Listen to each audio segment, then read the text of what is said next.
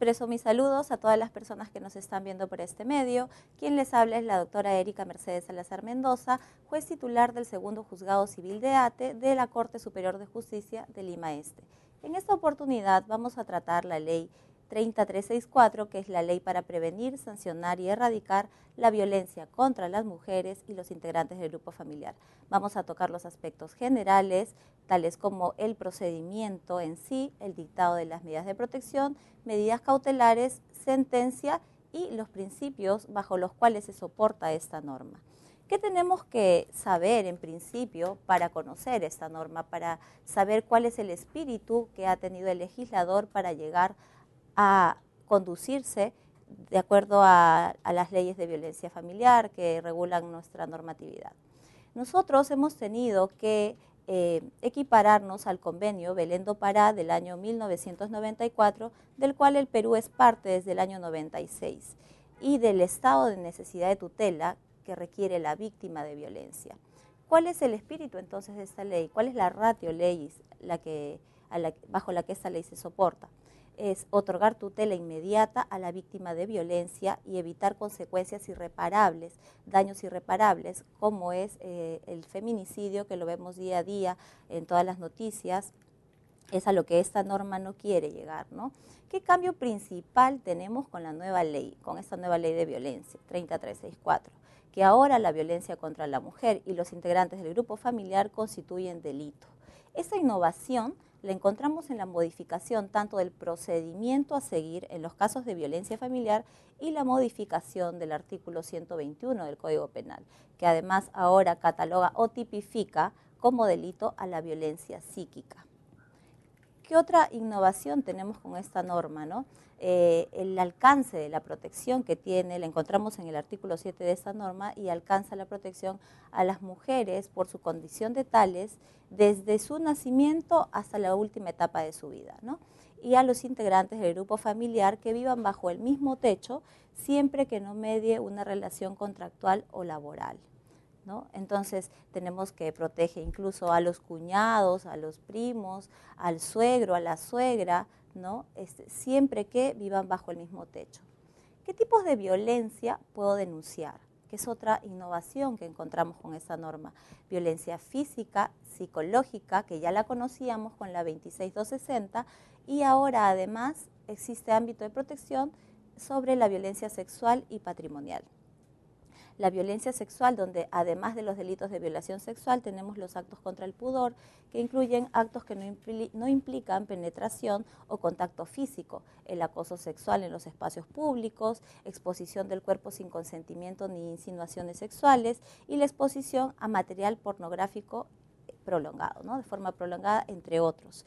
Respecto a la violencia patrimonial, o denominada ahora en los juzgados de familia violencia económica, tenemos lo que es la pérdida o sustracción, destrucción, retención o apropiación ilícita de objetos, ¿no? La limitación de la entrega de los alimentos a las madres, el recorte o satisfacción de los propios recursos económicos dentro de la familia, como pueden ser también vestidos, salud, evasión de cumplimiento de obligaciones entre padre y madre con los hijos y para con ellos entre sí, entre otros.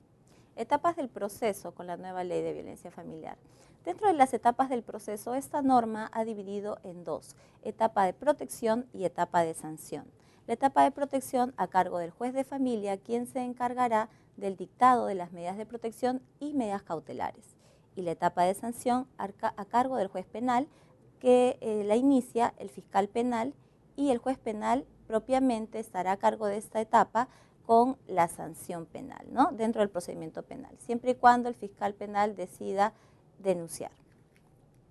Asimismo, tenemos a las personas que están legitimadas para iniciar el proceso judicial. ¿Quiénes están legitimados? La norma señala que están legitimados la persona agraviada, el defensor del pueblo y cualquier persona que conozca los hechos de violencia. Asimismo, esta norma nos señala que tienen especial deber para interponer las denuncias los profesionales del sector salud, médicos, enfermeros, docentes, auxiliares, directores, entre otros. Pero ¿por qué estas personas tienen un deber especial para interponer estas denuncias? Porque son personas que están de cerca a cargo como operadores, como coadyuvantes de los operadores del derecho, que toman conocimiento primigenio de la violencia contra la víctima. Asimismo, la Defensoría Municipal de los Niños, Niñas y Adolescentes deberán de poner en conocimiento los hechos de violencia a las autoridades pertinentes. Además, con la denuncia tenemos que, en mérito al principio de sencillez y oralidad que soporta esta norma, la denuncia debe tener un mínimo de formalismo. O sea, además de que cualquier persona, como lo dijimos hace un momento, puede denunciar, además debe tener esta denuncia un mínimo de formalismo, ¿no? No requiere de pago de tasas judiciales, no requiere de la firma del abogado, puede ser verbal, puede ser escrita, y si es verbal, ¿dónde tengo que recurrir? ¿A la comisaría nada más o puedo ir a otros órganos competentes? En efecto, esta nueva ley deja la salvedad que también se pueda recurrir directamente al juez de familia. O sea, una víctima de violencia puede tocar la puerta de un juzgado de familia y dejar constancia de los hechos, para lo cual el juez tiene el deber de levantar un acta y citar dentro de las 72 horas a la víctima para hacer la audiencia, de lo que vamos a hablar más adelante. O de lo contrario puede haber una denuncia de parte, ¿no? Puede ser una denuncia escrita que la interpongan con su abogado en la mesa de partes. Asimismo, también pueden recurrir al Ministerio Público. El proceso inicia una vez interpuesta la denuncia. Si la presentó directamente a la Policía Nacional tiene 24 horas para remitir el atestado al juez de familia. Y puesto en conocimiento de esta denuncia al juez de familia, el juez de familia tiene el plazo máximo de 72 horas después de conocido el hecho para que en audiencia oral el juez de familia pueda dictar la medida de protección y o medida cautelar que corresponda al caso concreto. Podría darse a pedido de parte o de oficio. Acto seguido se deben remitir los actuados al Ministerio Público para que actúe conforme a sus atribuciones. Esto es, para que investigue.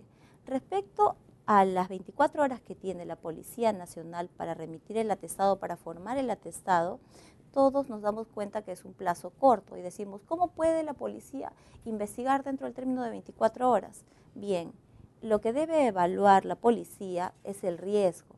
Y como la misma norma nos señala y nos trae esa novedad, la policía estará obligada a llenar una ficha de valoración de riesgo con datos claves donde la víctima, datos claves como por ejemplo si ha habido reincidencia de violencia familiar, si en anteriores oportunidades ha sido víctima de violencia. Entonces la Policía Nacional va a formar un atestado con las mínimas diligencias que pueda actuar en 24 horas, así como los exámenes médicos correspondientes, dependiendo de si es daño físico o psicológico, ¿no? Y con todo ello pasarlo al juez para que el juez pueda dictar la medida más adecuada al caso concreto con lo que se tenga a la vista. ¿Por qué? Porque la investigación propiamente va a estar a cargo del Ministerio Público. Tenemos también con esta nueva norma que se protege a la víctima en los casos de flagrancia. En los casos de flagrante delito por violencia contra la mujer y los integrantes del grupo familiar, procede la inmediata detención del agresor de parte de la Policía Nacional, incluso allanando el domicilio o lugar de los hechos. O sea, la norma ya le está dando esta facultad a la Policía Nacional para que incluso pueda ingresar al lugar de los hechos donde se advierte o se haya denunciado que hay actos flagrantes de violencia familiar. ¿Qué debe hacer en estos casos la policía? Levantar un acta en la que deja constancia que le entrega el detenido al Ministerio Público para que actúe conforme a las atribuciones y investigue y entregue copia de lo actuado al juez de familia. Acto seguido se remite lo actuado, los documentos propiamente al mismo fiscal penal y también una copia de todos los documentos al juez de familia. ¿Para qué le entrega al juez de familia? Para que se pronuncie respecto a las medidas de protección. Acordémonos, como dijimos al principio, que el juez de familia está a cargo de la etapa de protección, ¿no? Entonces, como órgano tutelar de la víctima de violencia, deberá pronunciarse respecto a las medidas de protección o las medidas cautelares que resulten más adecuadas al caso concreto. ¿Qué tipo de medidas de protección tenemos con esta nueva ley de violencia?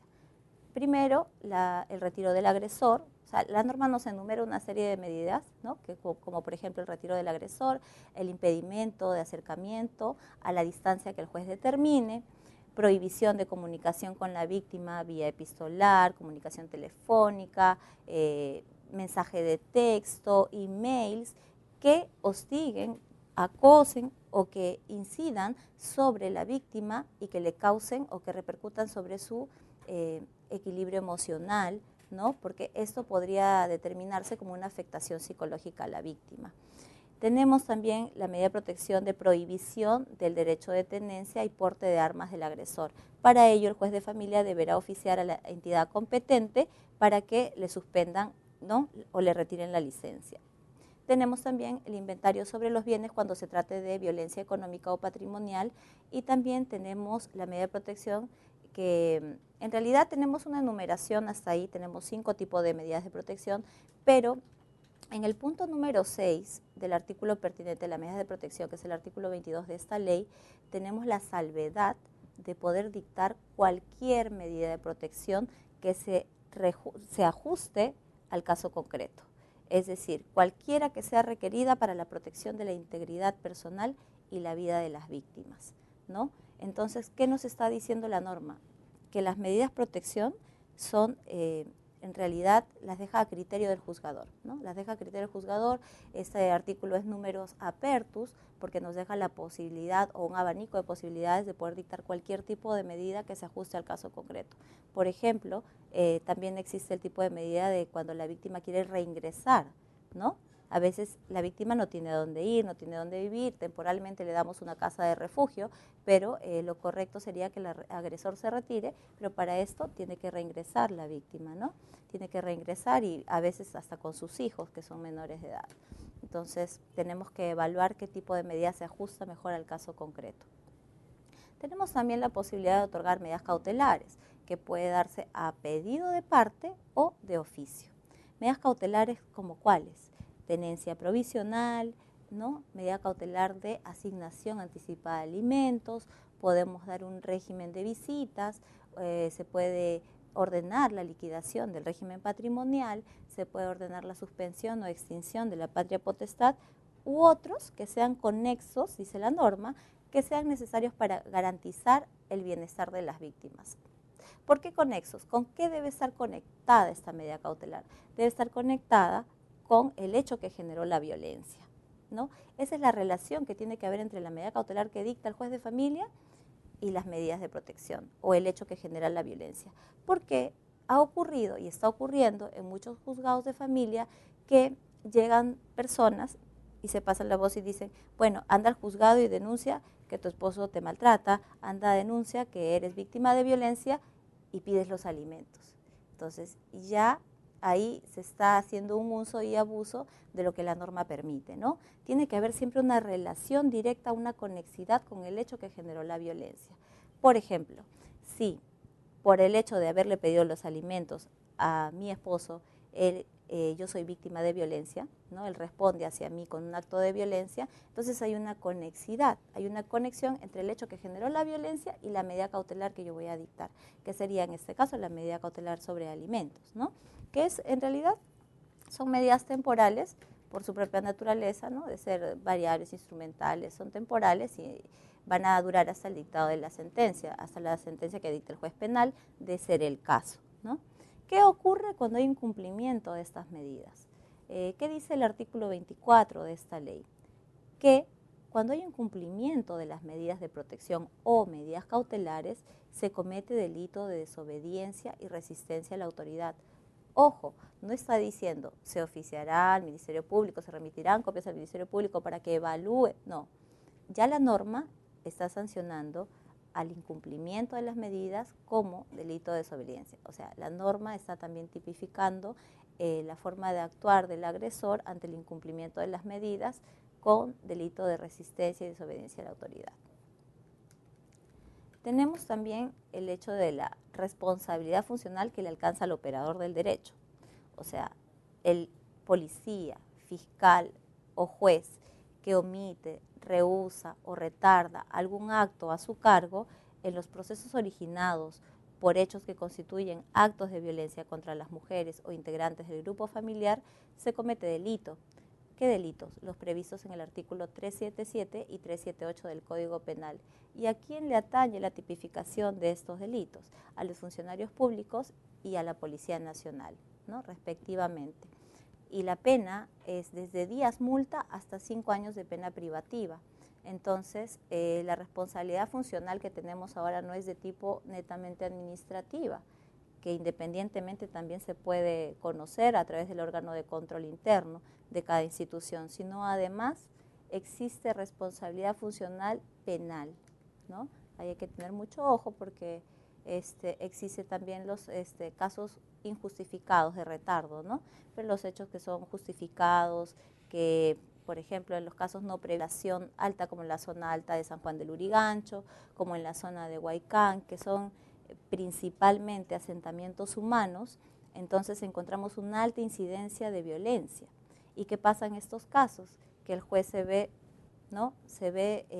atiborrado de expedientes, la carga abruma y ahí podría haber casos de retardo que se tienen que manejar de acuerdo a la propia carga y al orden del juzgado, ¿no? Tenemos también con esta nueva ley que se prohíbe la conciliación. Hay muchos casos en los que, por ejemplo, la víctima de violencia recurre al juzgado y dice, señora juez, quiero retirar mi denuncia, ya me amisté con mi marido. Y esos casos realmente, uno dice, pero ¿por qué, no, señora? Después que la han golpeado, la han insultado, la han maltratado, usted se amista. Sí, ya no quiero que lo metan preso, no quiero que lo sancionen, por favor, ya quiero retirar la denuncia. En esos casos, normalmente la respuesta del juzgado, del operador del derecho, del policía, del Ministerio Público siempre debe ser que no. ¿Y por qué no? ¿Por qué? Porque la norma lo prohíbe, sí, en efecto la norma lo prohíbe, pero nosotros debemos dar una respuesta más completa, ¿no?, a la población. No solamente es porque la norma lo prohíba, sino que hay otro trasfondo, ¿no? Porque hay pérdida del interés privado. En realidad, ya como se protegen derechos fundamentales, porque se está protegiendo la integridad física, psíquica, sexual y patrimonial de un ser humano, entonces ya hay pérdida de interés privado. Ya tiene que actuar el Estado de oficio. Y en ese sentido, no puede haber un acuerdo privado entre las partes para dejar o para impedir que el proceso continúe su camino, ¿no? En ese sentido, nosotros hemos puesto a disposición de las partes, ¿no?, en la etapa de audiencia, siempre la oportunidad y la posibilidad de que ellos nos digan a los jueces o que nos digan a los operadores del derecho qué es lo que desean, qué persiguen conseguir con este proceso, qué es lo que buscan conseguir con este proceso, para poder adecuar también el pronunciamiento. Porque muchas veces hay mujeres que ni siquiera quieren el dinero de la pensión de alimentos y simplemente quieren su tranquilidad. En realidad lo que se debe acá valorar son los derechos fundamentales de la persona humana, que es justamente la naturaleza jurídica de las medidas cautelares y las medidas de protección que se dan en estos casos. La medida de protección tiene una naturaleza jurídica fundamental, porque existió una gran duda cuando recién se dio esta norma de ¿cuál es la naturaleza jurídica de la medida de protección?, se preguntaban los jueces. ¿Acaso es una de tipo cautelar o acaso es una medida autosatisfactiva? Bien, hecho el estudio correspondiente, se determina que no es ni la una ni la otra. Es una medida fundamental, porque protege derechos fundamentales de los seres humanos. Si bien es cierto que esta norma pone mayor énfasis a la protección de la mujer, también es cierto que esta norma protege en realidad a todos los integrantes del grupo familiar, como ya lo dijimos al principio. De esta forma, quiero agradecer su atención y me despido hasta una próxima oportunidad. Gracias.